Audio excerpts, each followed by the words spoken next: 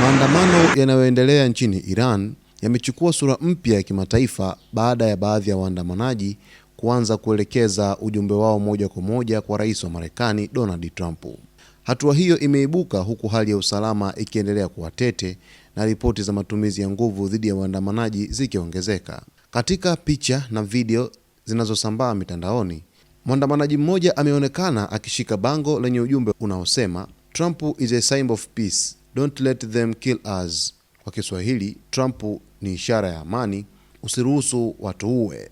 Ujumbe huo umevuta hisia za wengi na kuzua mjadala mpana ndani na nje ya Iran. Kwa mujibu wa wachambuzi wa masuala ya kisiasa, kauli hiyo ya mwandamanaji inaendana moja kwa moja na matamshi ya awali ya Rais Donald Trump ambaye amewahi kuonya hadharani kwamba Marekani inaweza kuchukua hatua endapo serikali ya Iran itaendelea kutumia nguvu dhidi ya waandamanaji wa amani. Kauli za Trump zilitafsiriwa na baadhi ya waandamanaji kama ishara ya ulinzi au shinikizo la kimataifa dhidi ya Tehran. Maandamano haya yaliyoanza mwishoni mwa Desemba 2025 yameendelea hadi Januari 2026 na kuenea katika zaidi ya miji 50 ndani ya majimbo takriban 26 nchini Iran. Chanzo kikuu cha maandamano kinatajwa kuwa ni hali mbaya ya uchumi, kuporomoka kwa thamani ya sarafu ya taifa na kupanda kwa mfumuko wa bei ulioripotiwa kuvuka 52%.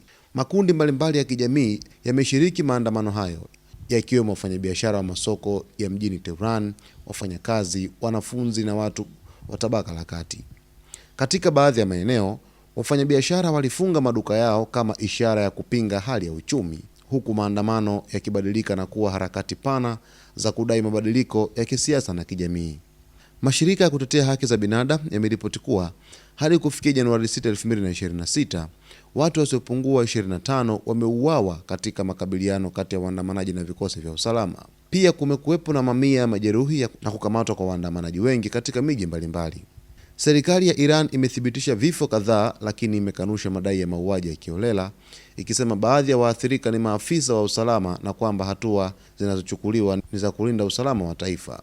Viongozi wa serikali wameendelea kulaumu kile wanachokiita uingiliaji wa mataifa ya kigeni katika maandamano hayo. Hata hivyo, kuibuka kwa ujumbe wa kumwomba Trump kunaonyesha kiwango cha kukata tamaa miongoni mwa baadhi ya waandamanaji ambao sasa wanatafuta msaada au shinikizo kutoka nje ya nchi yao.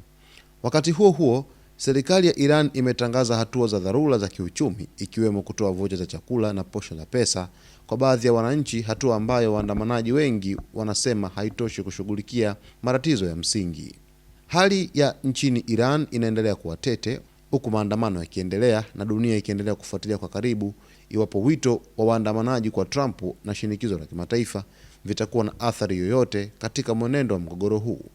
Kwa taarifa zaidi, usiache kusubscribe, kulike, kukomenti pamoja na kushare.